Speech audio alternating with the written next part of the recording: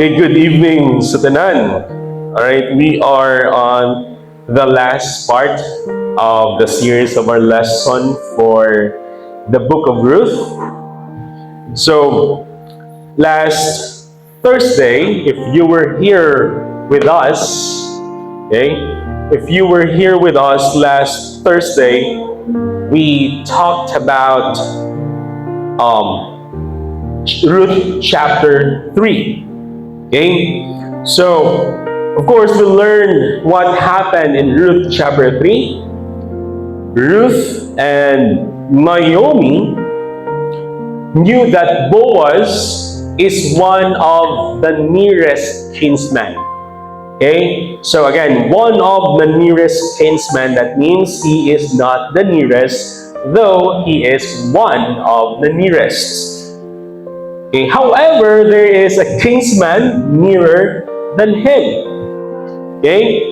There is a kinsman nearer than him, and he can only redeem, Boaz can only redeem Ruth if the nearest kinsman will waive his right to redeem Ruth.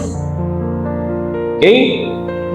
Well, of course, in chapter 3, we've seen how, there is some connection between the two, di ba?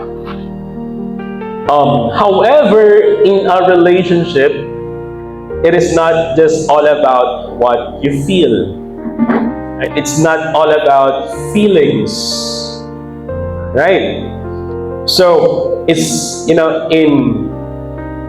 but, okay, there are a lot of things that we need to consider. In this passage, in Ruth chapter 4, we're going to witness the God of Ruth, Naomi, and Boaz. We're going to see how they trusted the Lord, and that wala nila ginpaunahan ang Diyos.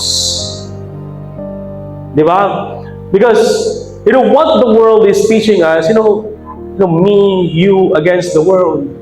Paunahan natin because as long as we love each other, wala ginatatakan niya tao, so be it. But the Bible also teaches us that there are things that we need to consider. There are things that it's not just all about between you.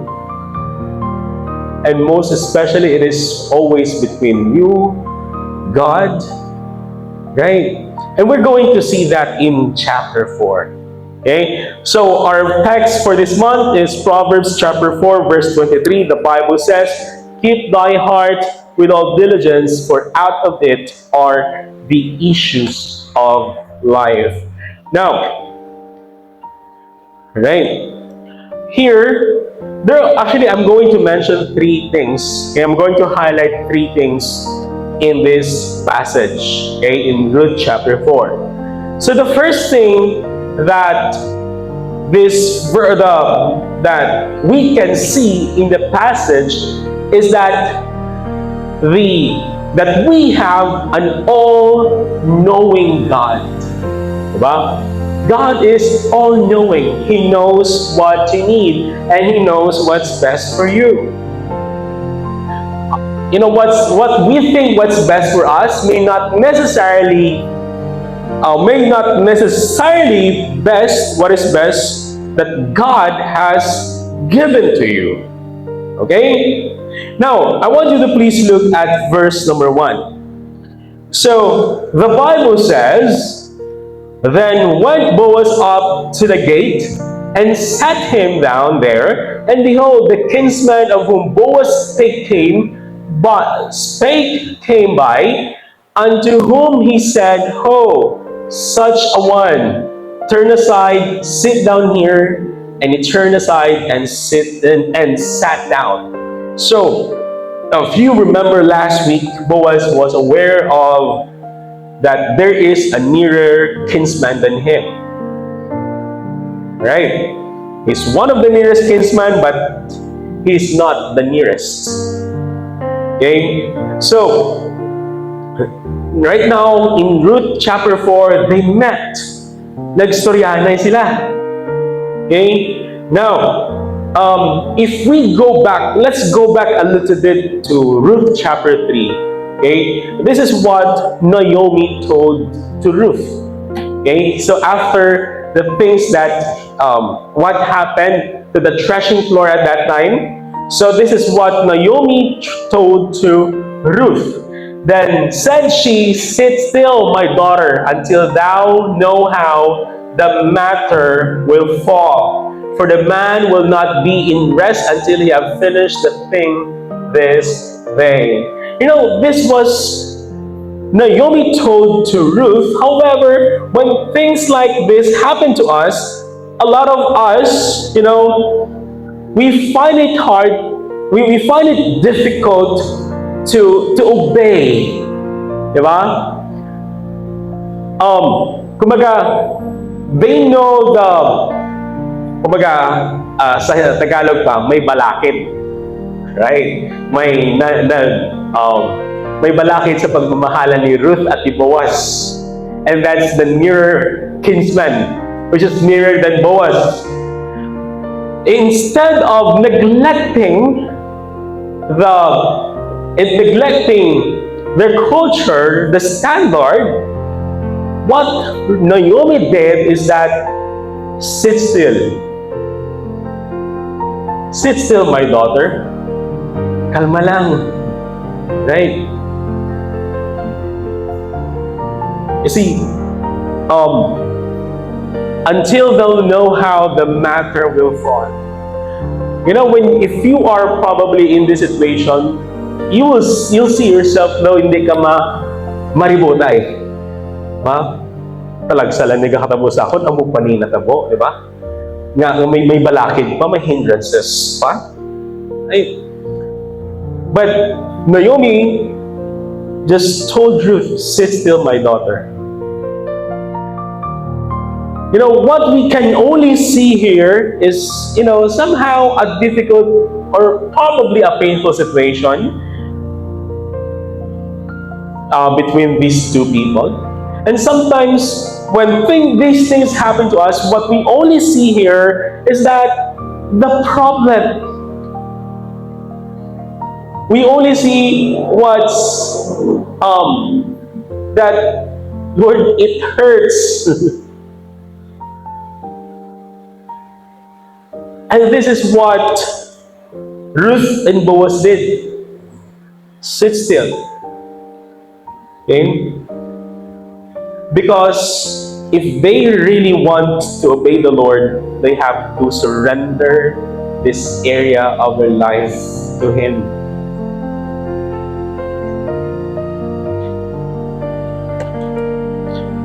We need to surrender. For them, it's not just about the feelings. It's not about what they feel. But first and foremost, it is their obedience to God.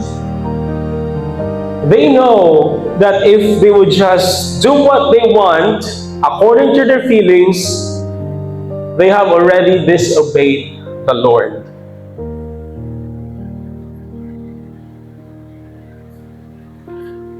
You see, let's go back to Ruth chapter 4. Verse number 1, then went Boaz up to the gate and sat him down there, and behold, the kinsman of Boaz, of whom Boaz spake, came by, unto whom he said, Ho, such a one, turn aside, sit down here. And he turned aside and sat down. So this is the time when they met each other, face to face. Okay? In verse number 2, then it took 10 men of the elders of the city and said, sit ye down here. And they sat down. Okay? Verse number 3, and he said unto the kinsman, Naomi, that is come again out of the country of Moab, selleth a parcel of land which was our brother Elimelech's. Okay? Verse number 4. And I thought to advertise thee, saying, buy it before the inhabitants, and before the elders of my people. If thou wilt redeem it, redeem it. If you're going to redeem it, redeem it. But if thou wilt not redeem it, then tell me that I may know, for there is none to redeem it beside thee, and I am after thee. And he said, I will redeem it. You see, Boaz knew his responsibilities as one of the nearest kinsmen. But he was also aware that he cannot do anything about it if the nearest kinsman chose to redeem Ruth. Kabalo siya. He knew his responsibility well. Right? But let's look at the response of the nearest kinsman. Verse number 5, then said Boaz, what day thou buyest the field of the hand of Naomi, thou must buy it. If it also the Ruth the Moabitess, the wife of the dead, to raise up the name of the dead upon his inheritance. And in verse number 6, and the kinsman said, I cannot redeem it for myself, lest I mar mine own inheritance. Redeem thou my right to thyself, for I cannot redeem it. You see, now we have talked to each other, si Boaz, and the nearer kinsman. And suddenly, of course, the nearer kinsman said, I cannot redeem it. Probably if you're Ruth, okay, or Naomi or Boaz, how would you react to these words? That, kumbaga, it seems that siya ang balakid, and yet he will not do his responsibility as the nearest kinsman. Right? Kumbaga, the thing that Boaz did here is that they did not skip the process. They did not do any shortcuts. They did not try to manipulate the situation, but instead, they were just trusting the Lord. They considered other things, not just what they feel and what they want.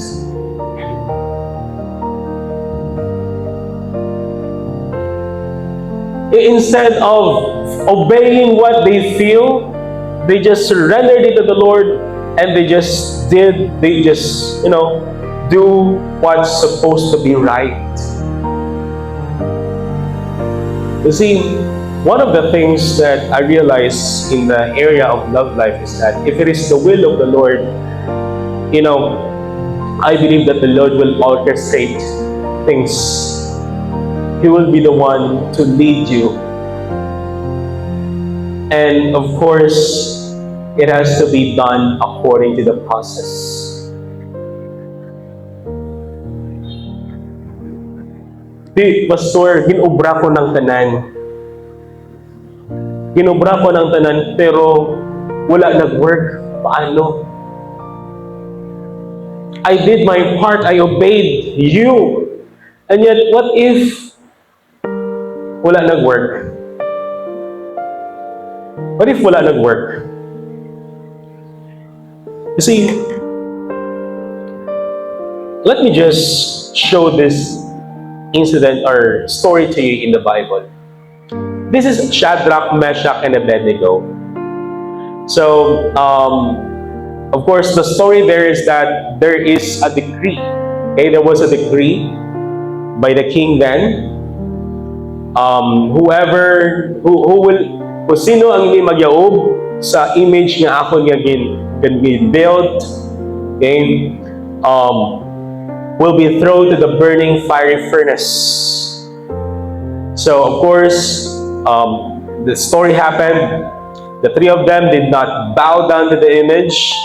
And in verse 16, Shadrach, Meshach, and Abednego answered and said unto the king, O Nebuchadnezzar, we are not careful to answer thee this matter. Right? In verse number 17, if it be so, okay? Of course, the story here is that they were in a situation where they were about to be thrown to the burning fire furnace. And in verse number 17, if it be so, our God whom we serve is able to deliver us from the burning fiery furnace. Ang Diyos nga ginasaligan namon, nga ginalagad namon, kasarang nga luwason kami sa burning fiery furnace. That's who God is. He's capable of doing it. And He will deliver us out of thine hand, O King. He will deliver us out of your hand. But in verse number 18, but if not, kung hindi gid man, be it known unto thee, O King, that we will not serve thy gods, nor worship the golden image which thou hast set up. After all, it's all about obedience.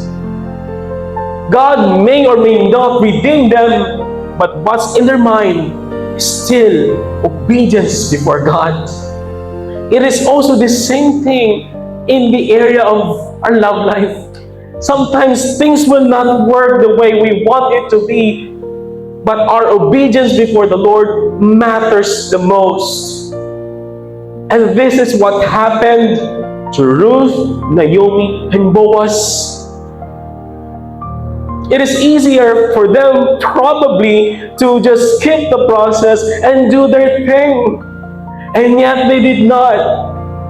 It was all about obedience. Because the more we obey and we trust the Lord, especially even in this area of our life, it is the more we get to see how great and how all-knowing God is, that it is He wants us to experience what's best for us, because He is an all-knowing God. He is an all-knowing God. That's the thing here. Going back to verse number 7 of Ruth chapter 4. So, after the near kinsman said that he will not redeem Ruth, so this is one of the things that they did in the past. In verse number 7, now this was the manner in former time in Israel concerning redeeming and concerning changing. For to confirm all things, a man plucked off his shoe and gave it to his neighbor, and this was a testimony in Israel. Verse number 4. Right, so they plucked off his shoe and gave it to his neighbor. Okay, and therefore the kinsman said unto Boaz, buy it for thee. So he drew off his shoe. So, what's the relevance of removing the shoe? Okay, so it describes the ceremony when conducted when a kinsman declined his responsibility. Okay, so the one declining removed a sandal, and a woman he declined to honor spat in his face. Diba? But in this case, there was no lack of honor was involved. They just did the part of the ceremony involving the sandal. So that's the relevance of this and this part. Okay, that means this man formally declines his responsibility to redeem Ruth, as he was the nearest kinsman. Finally, some answers, some clarification, and that will make Boaz be the kinsman to redeem Ruth. You see, this is a beautiful story of surrender. A heart, some probably they're so confused of what may happen in the future, but finally some answers is clear or clear. But let's look at verse number 13. So this is the ending of everything. Verse 13, so Boaz took Ruth, and she was his wife, and when he went in unto her, the Lord gave her conception, and she bare a son.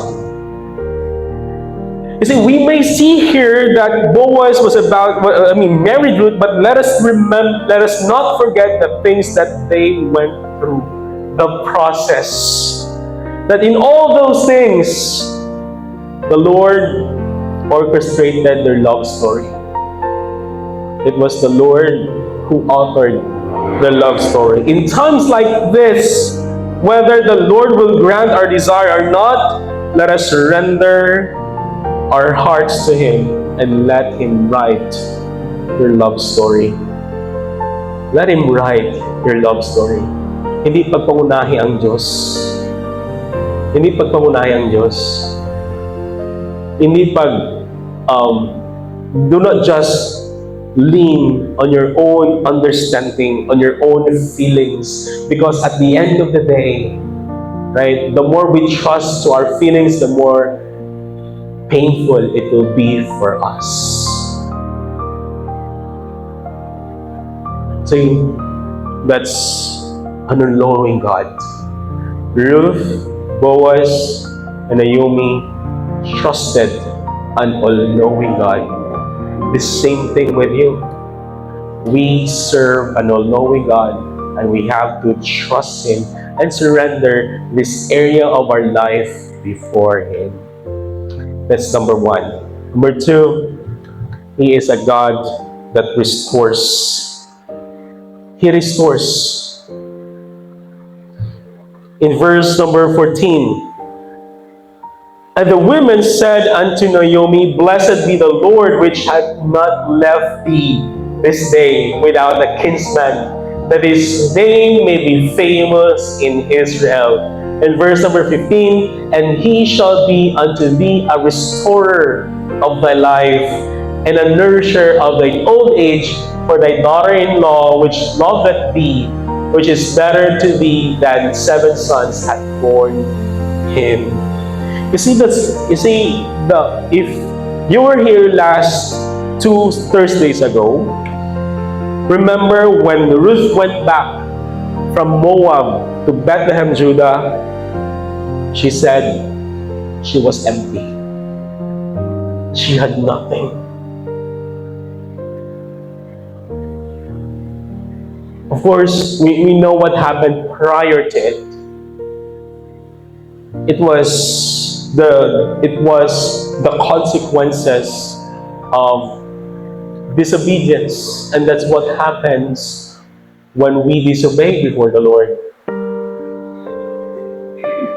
And she went back to Bethlehem, Judah, with Ruth.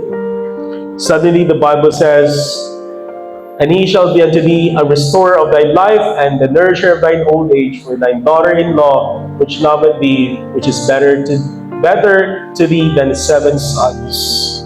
You see, when at the very beginning, here in Ruth chapter 1, verse 21, I went out full. Diba? I went out full, and the Lord had brought me home again empty. Empty. Why then call ye me Naomi, saying, the Lord hath testified against me, and the Almighty hath afflicted thee.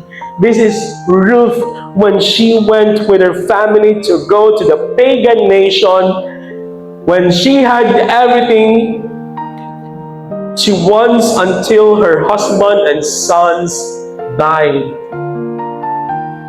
As soon as she decided to come to the place where she's from, the Lord restored her through Ruth.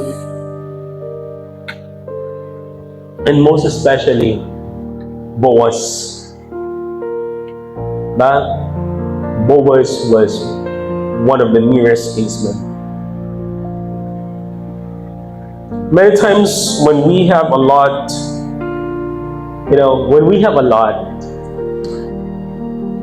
It is a time when we don't seek the Lord. When we go astray. We go astray. And sometimes when we place someone or something, other than God, when that place that's supposed to be for God is taken by someone or something, then that's when we go astray. Ang muna gani Malila, simula ng pinilig, hindi na bumalik or hindi na nakinig. Diba? And hindi lang na sa mga young people, sometimes even those who are older. And that's what happened to Ruth. Indeed, the Lord restores the soul of the weary. He restored Naomi. Just like what also he did sa Samaritan woman, right? The Samaritan woman was so empty. She had 5 husbands, but again, she still feels empty. But when he found Jesus by the well, not in the well, by the well, okay, Jesus answered and said unto her, whosoever drinketh of this water shall thirst again. So he was referring to the Jacob's well. But in verse number 14, but whosoever drinketh of the water that I shall give him shall never thirst, but the water that I shall give him shall be in him a well of springing up into everlasting life. You see, the Lord is the one that fills the longing or the weary soul. It is Him. And you see the response of the Samaritan woman. The woman said unto him, Sir, give me this water that I thirst not, neither come hither to draw. Just like other stories in the Bible, the prodigal son. She thought when he had everything, he can do whatever he wants. But he went full, but he came back empty, and being seen by his father, right, embraced him. It was the time when he had nothing and he can't help but to go back to his father.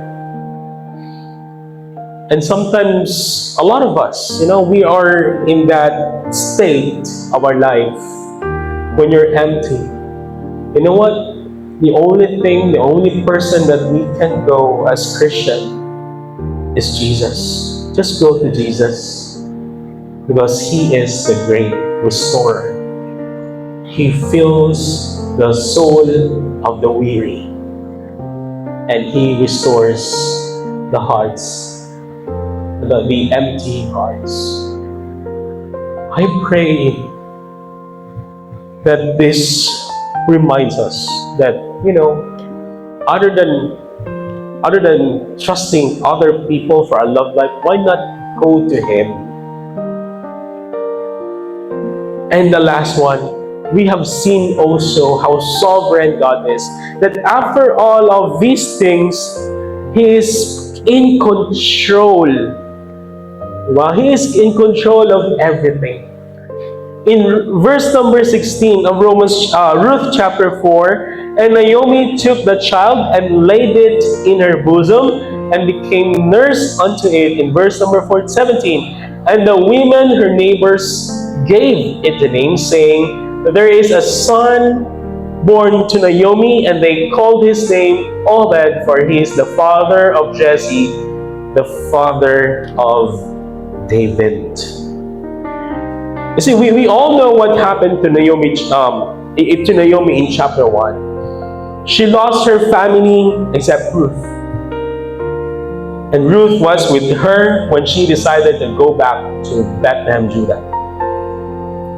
And it was through her daughter-in-law and Boaz that the Messiah's lineage will come from. You see how sovereign God is?